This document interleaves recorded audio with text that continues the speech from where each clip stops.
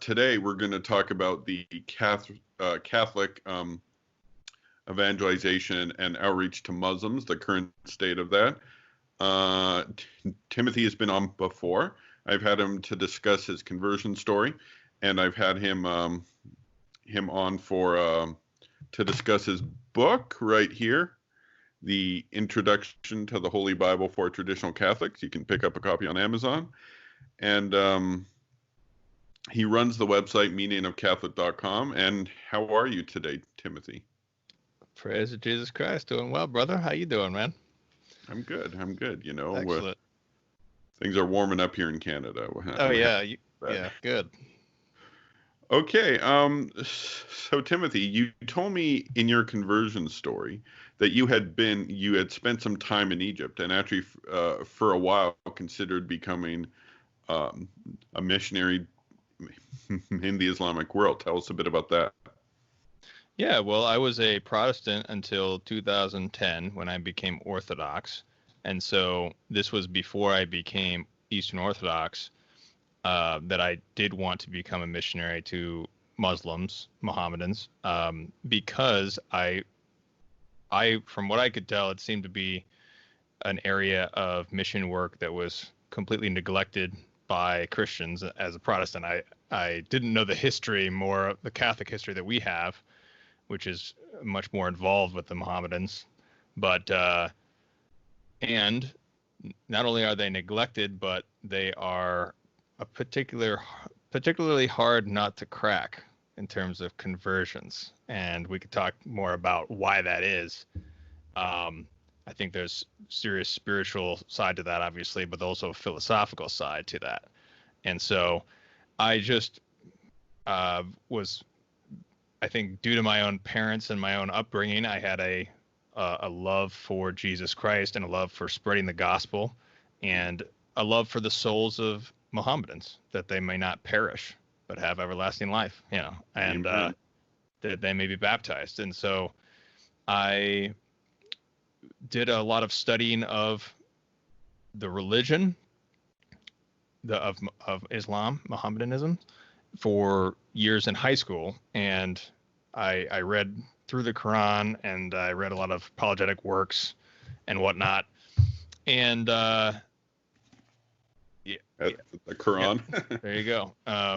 And I studied Arabic in college, and then I got an opportunity through InterVarsity Christian Fellowship to go to Egypt on sort of a mission trip, basically. So we lived in the garbage slum of Muqattam in Cairo for 5 weeks after my sophomore year in college, and then I went back again the next summer for 2 months. So I lived for a while in Egypt, and I spent time in a Muslim-dominated country, and that was part of me figuring out if I was kind of called to do that. And I had an experience there that sort of drew me to actually stay in America, and that's sort of not sort of here or there towards this particular question, but I met a lot of Mohammedans there. I spoke with them. I had Mohammedan professor. I was at the American University of Cairo, so I had everybody's a Mohammedan there, except unless you see in Egypt, if you have facial hair, you're a Muslim. So I shaved my beard to a mustache. All the Christians wear mustaches, or they're just clean shaven. And all the Coptic Christians, they tattoo their infant children with the Coptic cross just from infancy. I've seen that. I had a Coptic friend in high school, and he had the cross on there. It's interesting. So do the Coptic clergy there not have the beards then? Oh no, the clergy do. Yeah, but you can't confuse a clergyman with a Mohammedan, because he's got a black cassock on, and he's got a black hat on that's like this oval, and he's carrying a cross. So every single Coptic priest is certainly recognizable as a Christian. So there's no confusion there. But no Christians wear beards. I'm sure there are somewhere, but it's not the norm. Yeah. Right. So I'm curious, the Muslims in Egypt, like I know that Egypt's a Muslim country, obviously. is it known to be more liberal, more traditional? Like, I mean, it's more religious than Albania, but it's at the same Yeah. time probably not as religious as like Pakistan or something. Well, So, Egypt. Well, yeah, Egypt has been on the forefront of liberal Islam for 100 years because I'm forgetting the name, but it was an Egyptian Mohammedan who actually proposed like Islamic monogamy 100 years ago, where it was he was arguing that the Quran is actually saying that you should marry one wife, and he was trying to reconcile that with the Western thought. And so, yeah, and I mean that comes out of a long influence of Western thought ideas in Egypt, since I mean Napoleon went to Egypt. I mean, people have been making contact with Egypt for some time. There was crusades in Egypt. mhm. But there has been a resurgence of a religiosity. Like 50 years ago, you would not see many women wearing the hijab, but now most women that you see, I would say, I would make the claim 99% really, you would see in Egypt, just in Cairo, would be wearing the hijab, or they're a Christian. A Christian woman, obviously they don't wear the hijab. So, Okay, um, so there's kind of like a way to distinguish the females as well if they're a Coptic or a Muslim. yeah, I mean, in my experience in Egypt, and I mean, it's been 10 years since I've been there, and there was a political revolution since I was there as well. So, Yeah, I that's mean, I don't true. know how much things have changed since I was there, but there has been a strong upsurge in religiosity among the Egyptian Mohammedans. So there's a lot more religiosity there. I mean, you get them praying in the streets. You hear them muezzin doing the call to prayer every day, Oh, anywhere you are in Cairo, unless you're in like the Christian ghetto. So it's definitely very Muslim, but there's still a lot of westernizing, modern modern influences and stuff that the Muslim Brotherhood and others like them don't like those things, but they still are there. Egyptian TV, everybody knows Egyptian Arabic because of Egyptian TV. All the Arabs in the Arab world, they know, because the standard Arabic is very different than uh, Egyptian Arabic. It's mm-hmm. completely different. Like the dialects of Arabics are really completely different in everywhere you Yeah. go in the Arab world. But everybody knows Egyptian Arabic because they watch Egyptian TV, and so that's an area where there's a lot more westernized influence is in TV, obviously. So, yeah, Egypt's kind of a mixed bag in that sense. I'm curious. You said you had discern being a missionary to the Muslims back in your Protestant days, but have you heard of an apologist? He's like an American evangelical named Jay Smith. No, I have not. Okay, he's a very he does apologetics, and he's had done missionary work to the Muslims.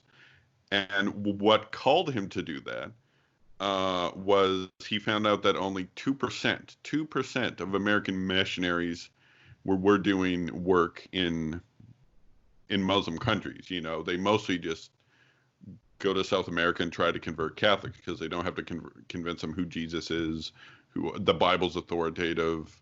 They don't. It's not too hard to learn Spanish compared to like dialects like Arabic and Urdu and Turkish. But yeah, so 2%, and I'm assuming us Catholics aren't any better, if not even worse. I'd be shocked if it was as high as 2%.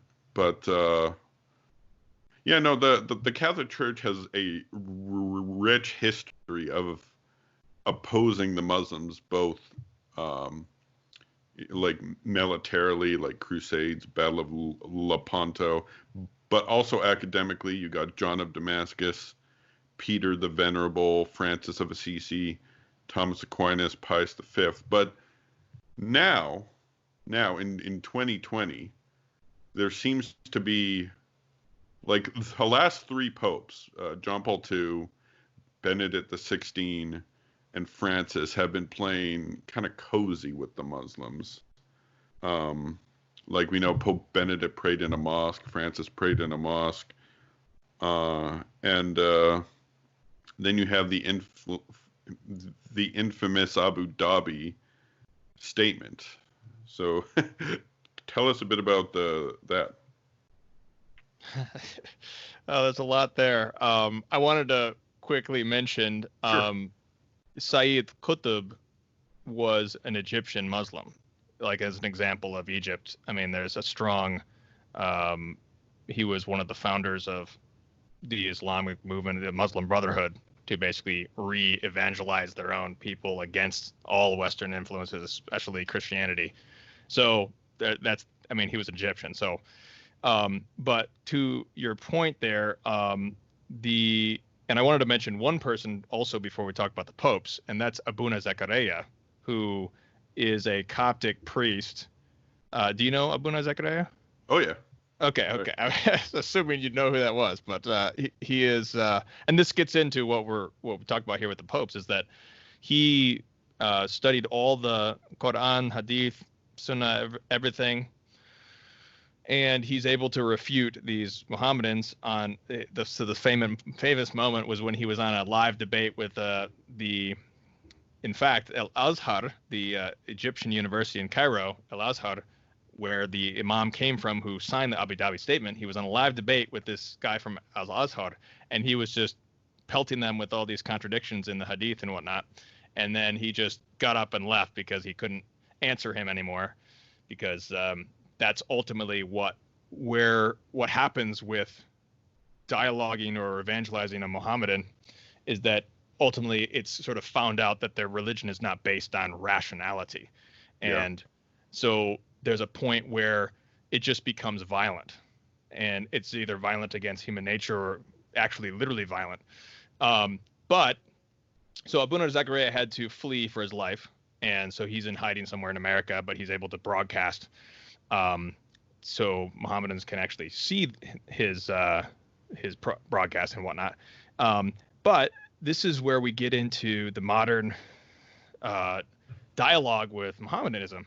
So the dialogue, I mean, first of all, at its best, a dialogue is like the dialogue of Saint Justin Martyr, the dialogue with Trypho the Jew. So the word dialogue is okay because it's been used since Saint Justin and before. We got dialogues of Plato, Mm-hmm. But at best, it's basically a disputation where we're arguing over a religious point, like with a Jew or a Muslim. But the problem is when we try to explain Christianity to a Mohammedan, the very fundamentals of our faith are not only contradicted in the Quran, but the Quran actually tells lies about what Christianity even is. It says, the Christians say, this is quoting from, I may not be quoting exactly, but the Quran says that, quote, the Christians say that Jesus said, worship me and my mother as gods. Yeah, that's at the end of Surah Al-Ma'idah, chapter 5. There we go. So that's an example of that's completely a lie. But if you tell a Muslim, well, that's actually not true. What we don't actually teach that. That's not Christianity. That would be blasphemy. Well, they would have a problem with that, obviously, because then you're challenging what their holy book says about our religion. And so then we got to get past that. And the Mohammedan faith, unless you're a Shia or unless you're a liberal Muslim, in general, the Mohammedans reject rationality as a means of truth. Many Muslims will believe that all truth comes from the Quran or from the Hadith. And so there's no science, for example, no scientific method, because everything has to come straight from their holy books.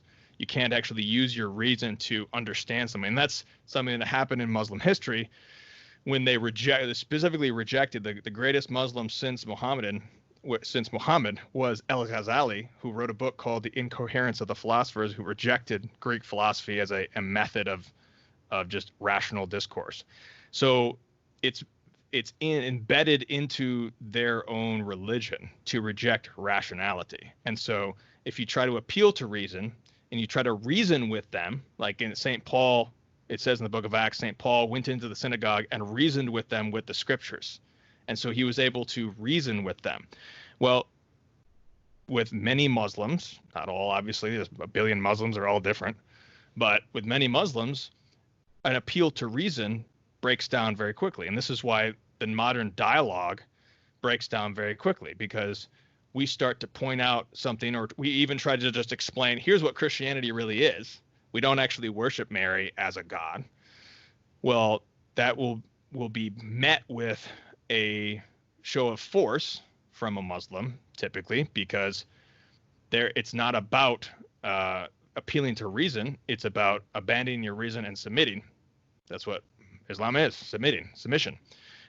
So there's a great naivete, especially with the history of Christian and Muslim relations. And that's what's so tragic about the Abu Dhabi statement and Pope Francis. I mean, it started way back with Evangelii Gaudium, where the Pope Francis said in that document that, and I'm paraphrasing here, but it said something to the effect of, the real interpretation of the Quran is completely peaceful. And there was a letter that was sent to Pope Francis, and this is what's so tragic, because there's a great deal of converts from Mohammedanism to the faith. They converted at the risk of their lives, because if you convert in most Muslim countries, you'll be killed. And they converted at the risk of their lives for Jesus Christ, because they knew the truth about Islam. And now that the Pope, the pontiff himself, is making these overtures that Mohammedanism is this religion of peace, and it's this great thing, and then he signs a document that says that God wills the plurality and diversity of religions. And there's this letter from these Muslim converts from Islam to Christianity, to Catholicism, and it protests this, because it says, we did not convert because Islam was this religion of peace, and we did it with the risk of our lives. And here's what this religion really is. It's the spirit of Antichrist, and it is not a religion of peace. That's a risible assertion.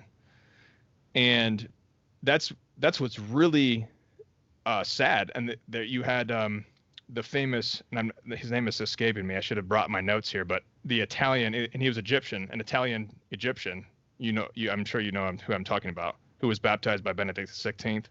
Yes. I don't know his name offhand. I think it was Majdi or something, but he was converted, but then he, a few years into Pope Francis' pontificate, he left the faith.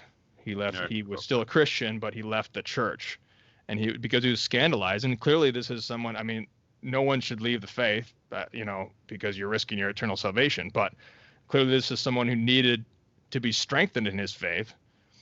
This is something that people who convert from this religion in particular, they need to intellectually and psychologically reject, and spiritually, and most importantly, they need to reject this force of Islam, because it's a force. It is a violent force that's spiritual violence, first of all, and it can be physical violence as well. But it's something that they need to reject forcefully, just as we, as Christians, maybe people who are born Christian, we reject temptations forcefully, but there's a certain amount of a militancy to reject violently the temptations of Islam. And when we're just giving all these overtures of, we're all peace and we're all brothers and we're just going to make this Abrahamic house of faith, that's just destroying people's souls. And it's destroying, I think, that these converts, especially who have risked everything to adhere to Jesus Christ and accept baptism. And it's just spitting in their face. It is an absolute travesty, and it's a betrayal of Jesus Christ, betrayal of the gospel. I absolutely hate that. Well, I hate the Abu Dhabi statement.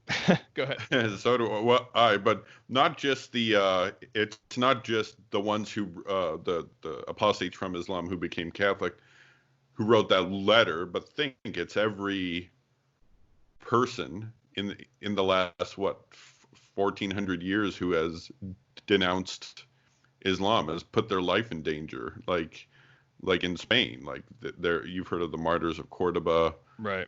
They apostatized from Islam, and it cost them their head. They made it to heaven, but and yeah, no, it's just a shame. If you take a look at a lot of Muslim countries, they are former Catholic, like in Syria. I don't know if you've ever studied that, but in Syria, there was no, as soon as they take over shortly after Muhammad dies. They invade Syria, and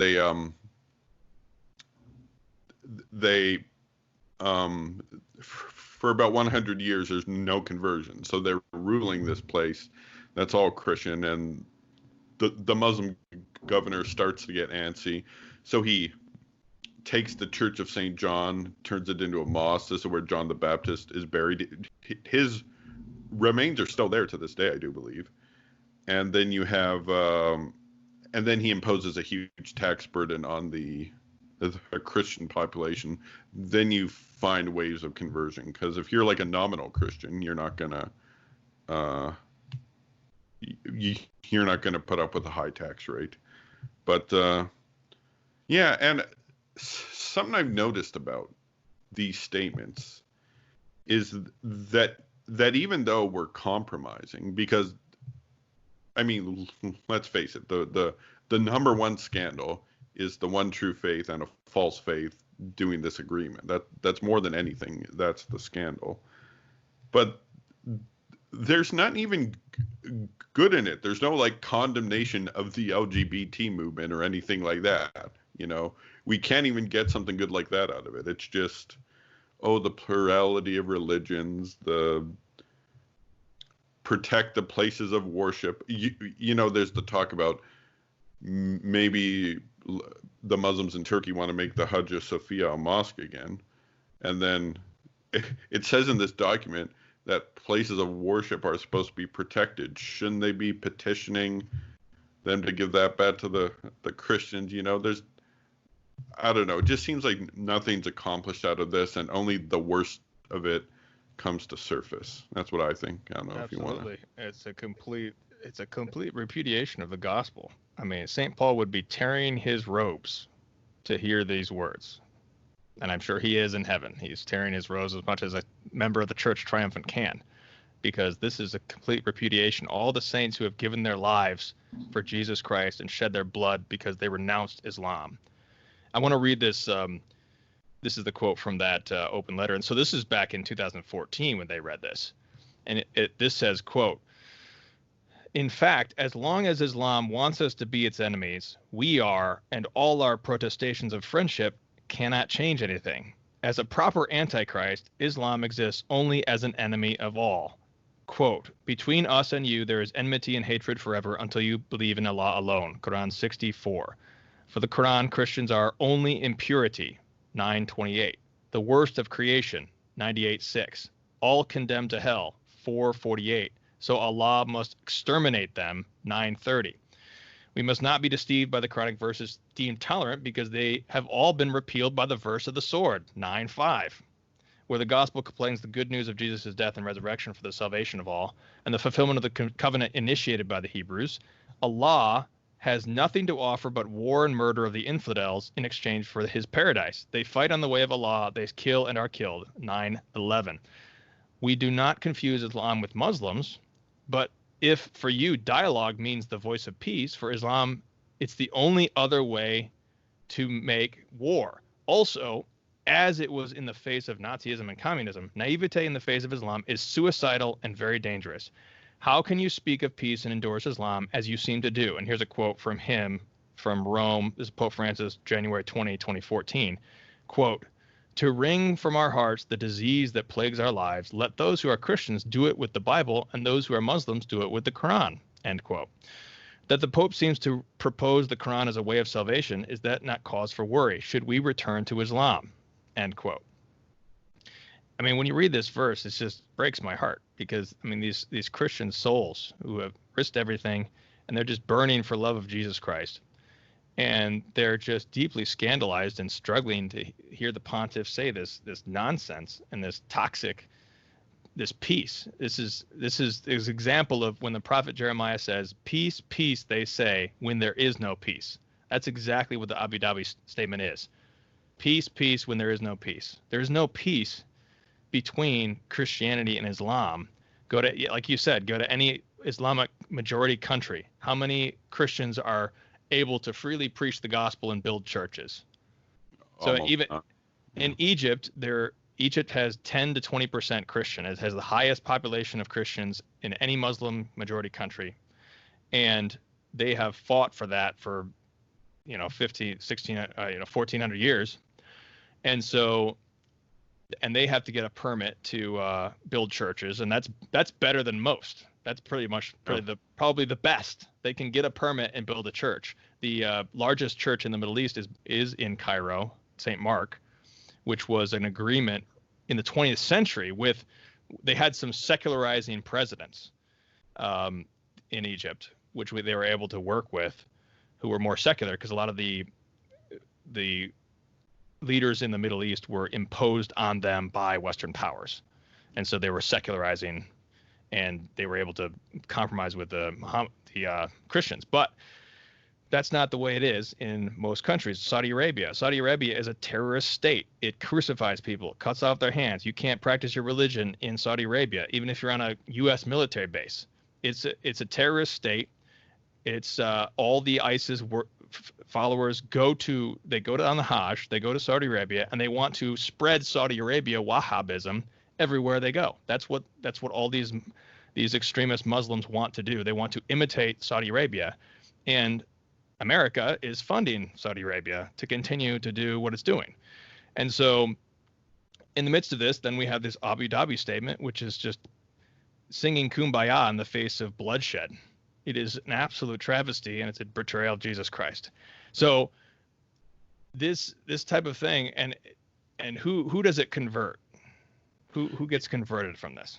Yeah, I don't know anyone who gets converted. I don't know, like, non-Catholics of all stripe, Muslims, secularists, some liberal Protestants, liberal Eastern Orthodox, tell me that, oh, I love your Pope.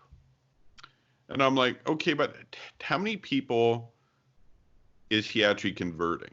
Like, Pope John Paul II, he had a lot of faults. I'm not going to try to excuse that. Like, he kissed the Quran, I would never do that. But as bad as that all is, he at least brought converts in. A lot of American Protestant pastors, converted under his pontificate. But I mean, who's converting under this pontificate? True, if someone does the research and figures out it's the true faith, they'll convert. So there have been converts since 2013. But like, who do you know that's at least converted because of Francis? Yeah, that I actually converted. I came into communion with Rome 2 months after Pope Francis was elected. So I actually came in after he was elected. And I mean, honest, at first, I liked Francis. I didn't really know much about the controversy. It didn't really quite come out in the open for some time. But he seemed to be caring for the poor, and he was caring for people, and that's obviously a good thing, the mark of a Christian. But very soon after that, it became to be clear. And he is railing against proselytism over and over. And yeah, you certainly don't make converts by ostracizing converts themselves or discouraging conversion out altogether. I hope there are some that somehow see some good in him and are converted somewhere. I don't know who they are. Maybe there's some somewhere, but it's a very difficult situation and unfortunate. It's tragic, really. Like, and I do understand if Pope Francis wanted to be silent on the issue of Islam, because there are Christian minorities in Egypt, Lebanon, Syria, Iraq, places like that. And if he comes out and says something very negative about Islam or Muhammad, it could cause riots and put their lives in danger. So I do understand if he adopted silence. I would understand that. But this Abu Dhabi statement and like saying like fawning all over Islam like he did in what's that encyclical? The one, Evangelium Gaudium. yeah, that one. Yeah. Yeah. So I don't know. Right. Boggle mind. Yeah, that's Evangelii Gaudium actually. That's paragraphs 252 to 53. And exactly what you said we saw under Benedict XVI with the Regensburg Address, and he was making an address about faith and reason, and it exactly proved his point, which was so remarkable, was that he was talking about in that address, which is a very good one. That address is all about the relationship of faith to reason, and that's what really breaks down with Mohammedanism, because they reject reason. And he's talking about, he's just mentioning some 13th century dialogue that actually was a real dialogue between the Eastern Roman emperor in Constantinople and a learned Turkish, Manuel, I think the second, Palaeologius, I believe. And he says that Muhammad just brought violence, and violence, spreading religion by violence, is against logos. It is against reason and rationality. It's irrational. It's just seeking force over appealing to reason. That's when we preach the gospel, we appeal to a man's reason, among other things. But the Mohammedan just appeals to force.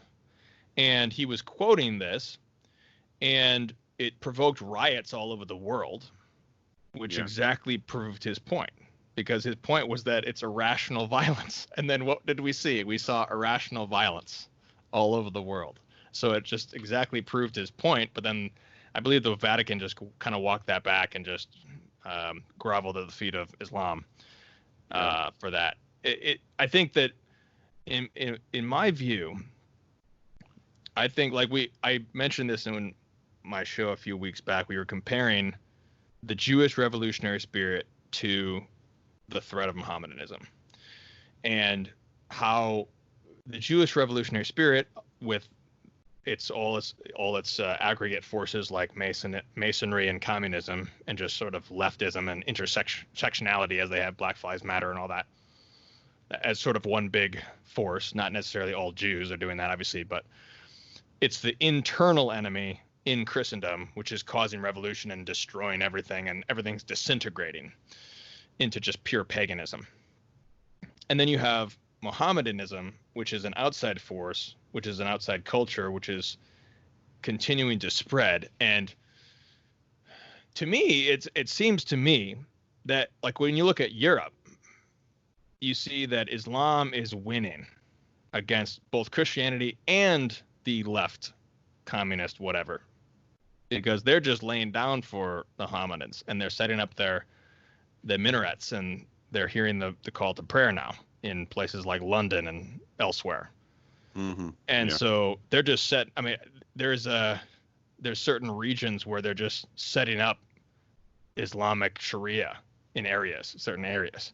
And so they're just laying down for these people to come in and set up their false religion that is the spirit of Antichrist, which denies Jesus Christ as the Son of God. And then Francis is then all about the migrants. And that's how all the Muslims are coming into Europe and taking over in various areas. And God bless places like Poland or Hungary or other places that are a bit more stringent on that and understand the threat. But it seems to me that nothing will stand up against Islam except for one thing, and that is the full-blooded Catholicism of our forefathers. And that's the only thing that's ever been able to stop Islam, and convert them en masse, like St. Vincent Ferrer converting thousands of Muslims and Jews.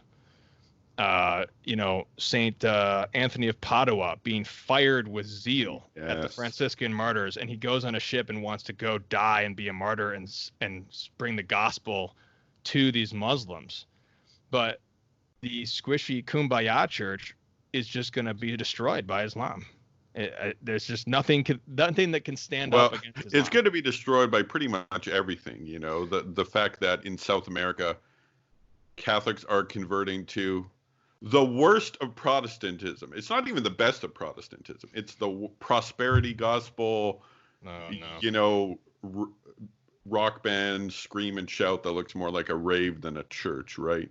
That's the kind of like South American Catholics are converting to that. That's like and of course in China you got this hardcore secularism in China. We're losing to everything. This kumbaya stuff is not going to win against anything. Now it's certainly not going to win against Islam.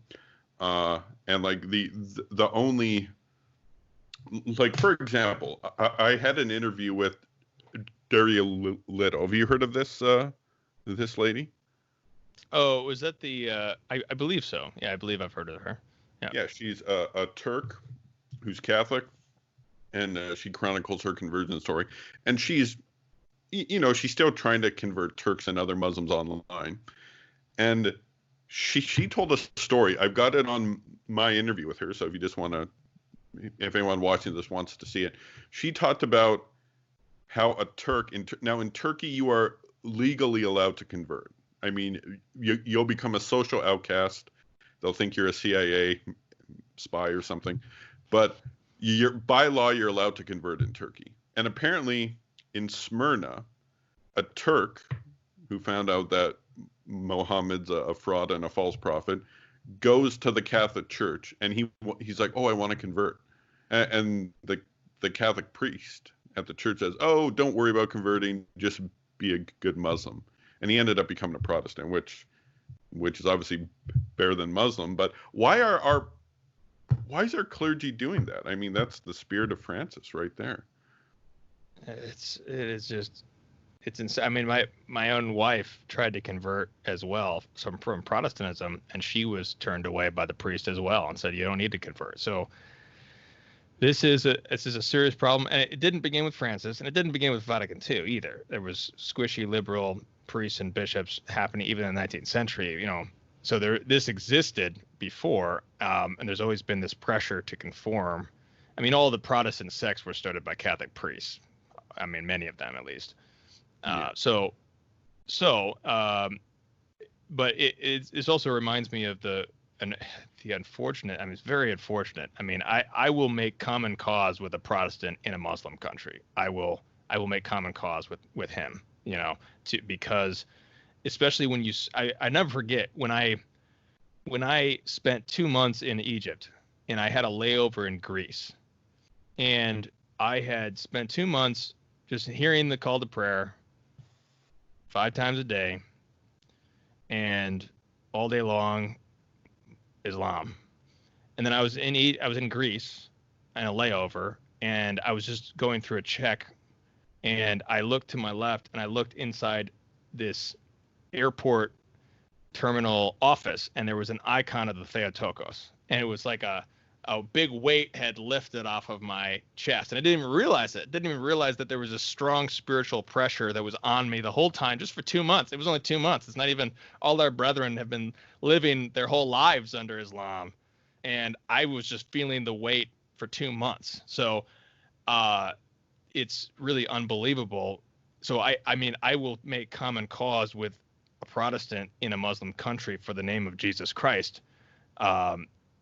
But one of the serious difficulties is, like you said, the Protestants are going to Catholic countries like South America and converting them to their errors.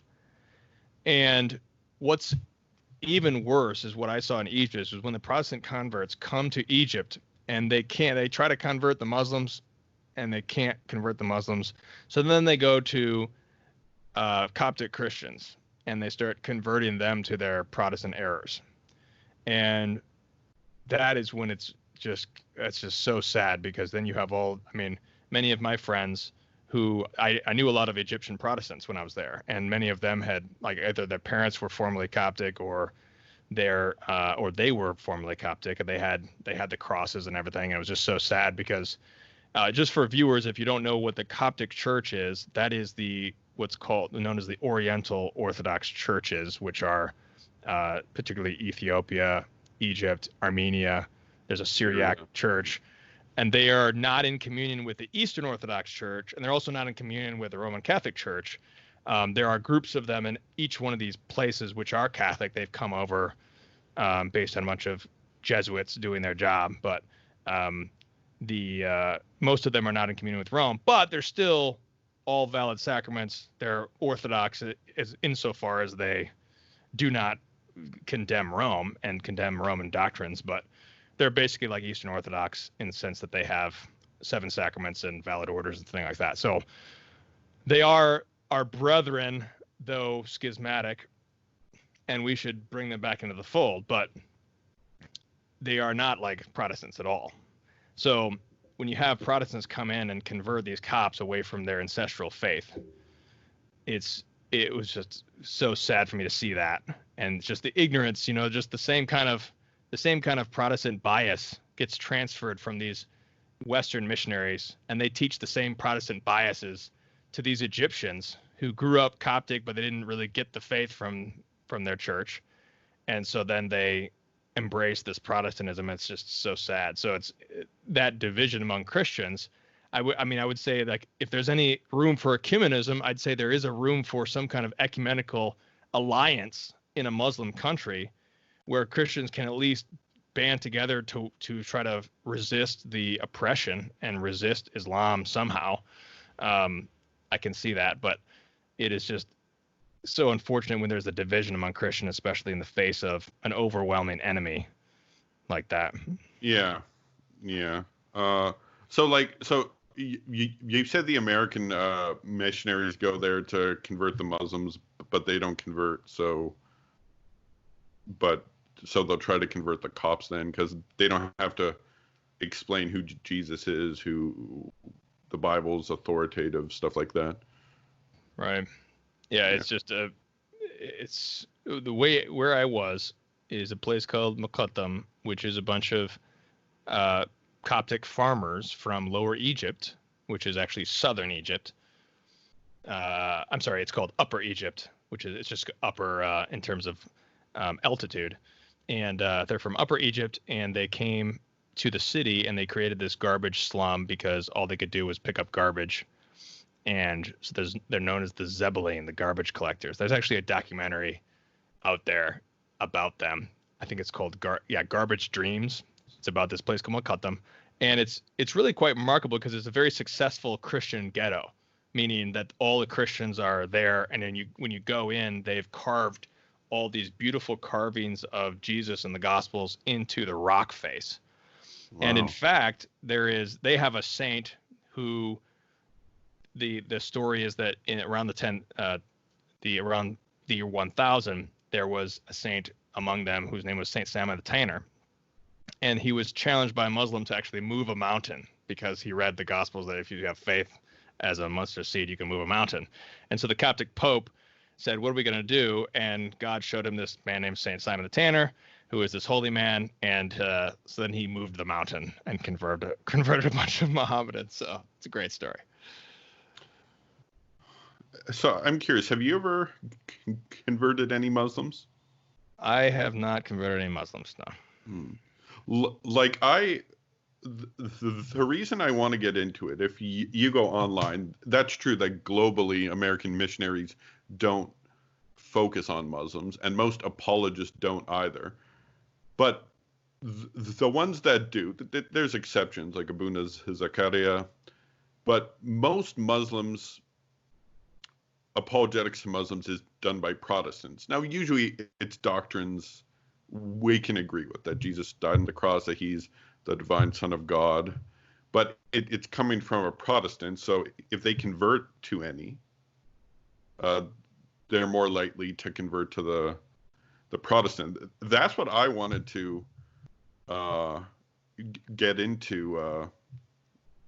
For example, if you go to the Catholic Answers website, they'll have like a section on Islam, right? But like, I don't think any of their apologists could debate any of the top Muslim apologists, not because they're not intelligent, but because they don't look. And these Muslims will throw stuff at them they haven't seen. Have you thought of doing Islamic apologetics at all, or? I have not. My evangelism to Muslims has been mainly just person to person, people that I know and whatnot. And so I have not thought about doing it more online. I think it. I what my passion is street evangelization. I do like street evangelization because it's. I think online is very limited because it's very difficult to communicate to people online. It's very difficult to not be taken out of context online. Online is just sort of this. There's a lot of limits to that, and especially with Mohammedans, where it's very difficult to even get your point across in the first place, just because of the nature of the debate. But I think that street evangelization has a lot more potential, in my view, because it's the just making contact with another human being and having that person-to-person contact and being able to preach to them the gospel. That's what I think. That's what me personally, I think I would be more drawn to that kind of engagement with Mohammedans, and which you can do in certain areas in America where there's a concentration of Muslims, or like Arab festivals and things like that, which you can do. And in theory, in America, I know you're in Canada, so maybe you can't do this at all in Canada, but in America, in theory, you can do that legally and you can't be prosecuted, but people still get prosecuted for doing that in America. But I think that there's a great deal of there you can make contact that way. However, on the other hand, here's the other thing though, is that there is a great potential for the internet because the fear of Muslims to look into Christianity is based on their neighbors who look at them, and if they found out that they converted, they'd be killed. I met a guy on Facebook in India who had converted to Christianity, and he had not told his family. He was continuing to live as a Muslim, and this is what many Muslims actually do who convert to Christianity, like in Saudi Arabia. They convert to Christianity and they continue to basically go to the mosque, but they believe in Jesus and they've basically converted. But if they go public, then they'll just be immediately killed. So we can maybe agree or disagree about their methods, but we need to understand, obviously, they're trying to do their best here as a convert.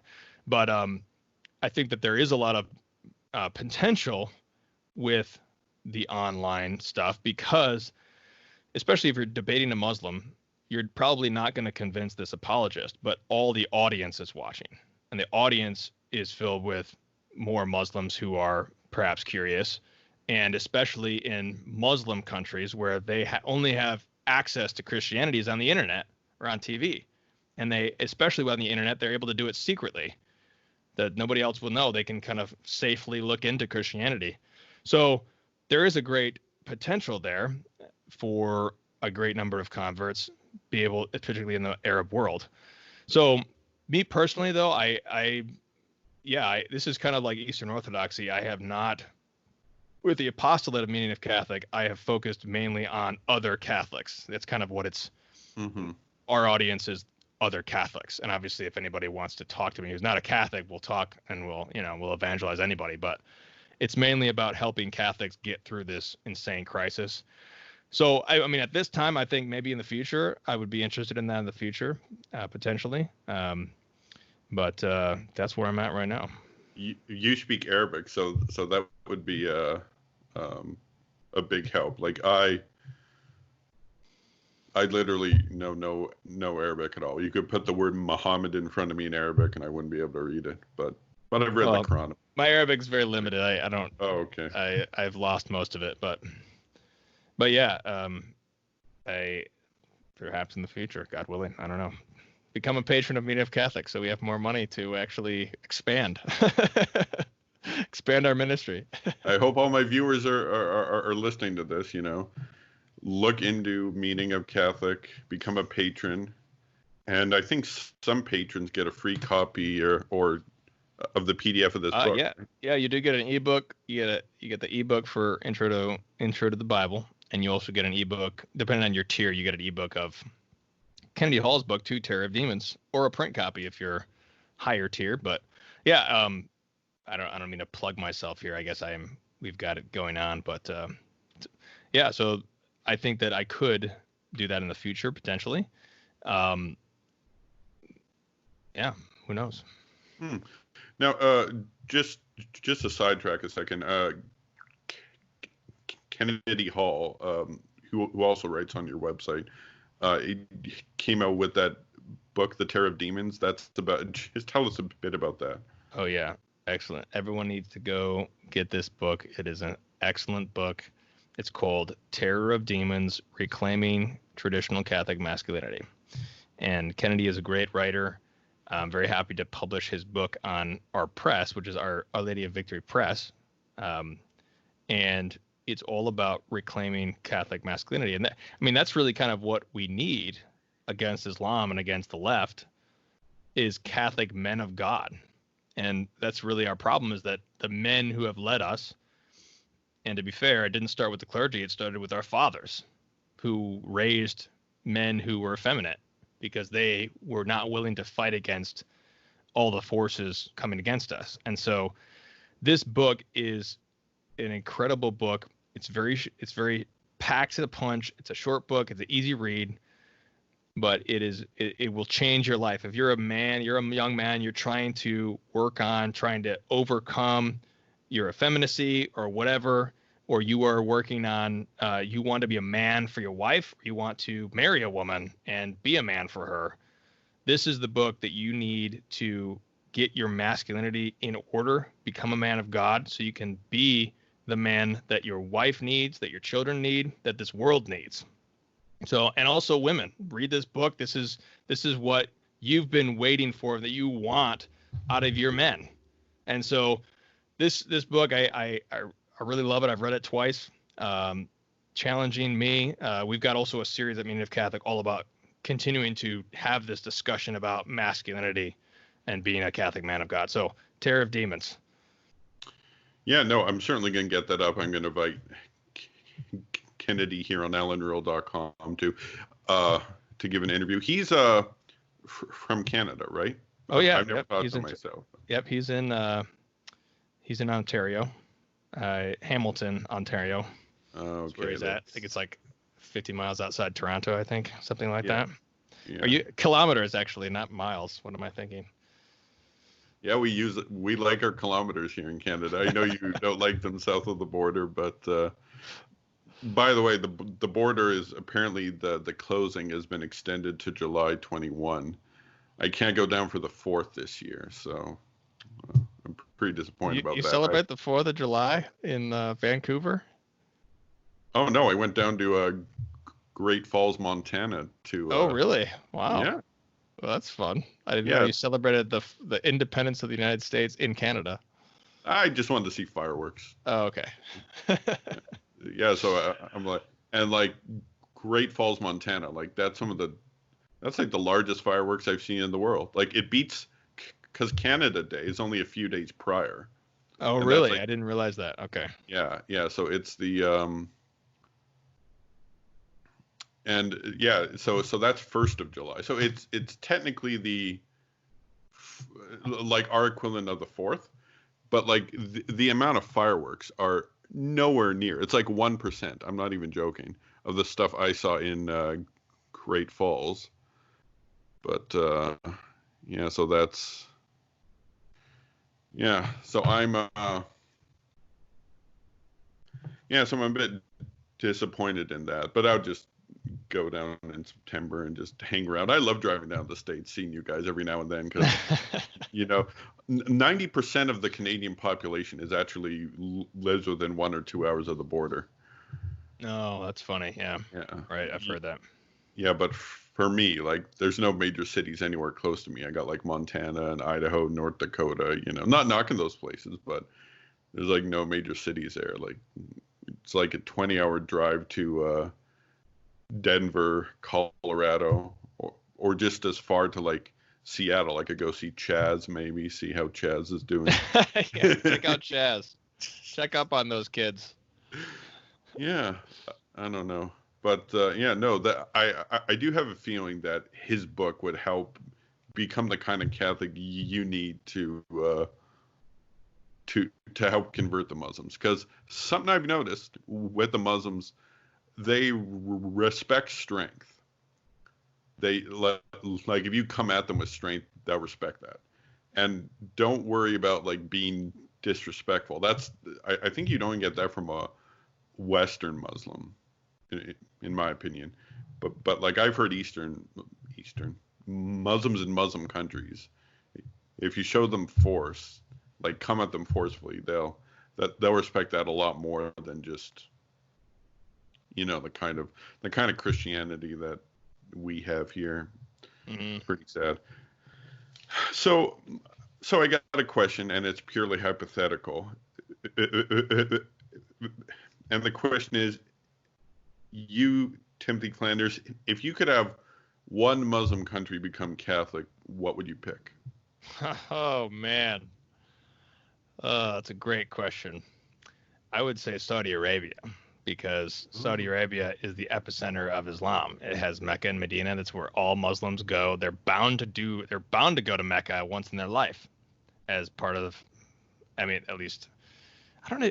Shia have the same 5 pillars as Sunni? I don't actually know for sure, but I don't know a lot about Shia. Like they got entirely different, it's totally different collections and entirely different imams and. Anyways, yeah. So anyhow, yeah. If Saudi Arabia, that would be the real. If the USA was serious about the war on terror, they would break off all diplomatic relations with Saudi Arabia, because Saudi Arabia is funding the whole thing through Saudi Arabian money and with imitation of what Saudi Arabia is. So I would say Saudi Arabia converts to the faith. That would be the one I would choose, because that'd be the epicenter.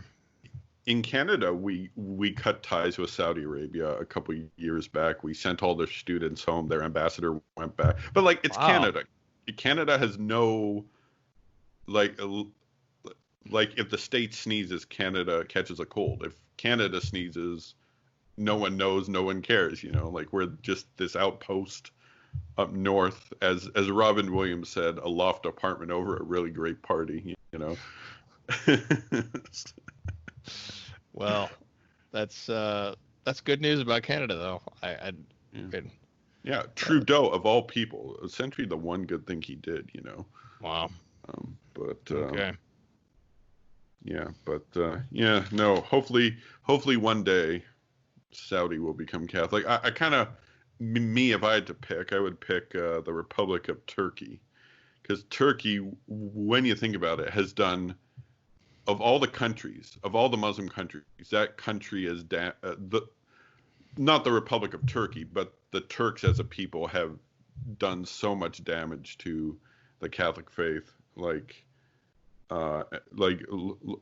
Christianity in general, but like take a look at if you go back 1,000 years ago, like there wasn't a Turk in Anatolia.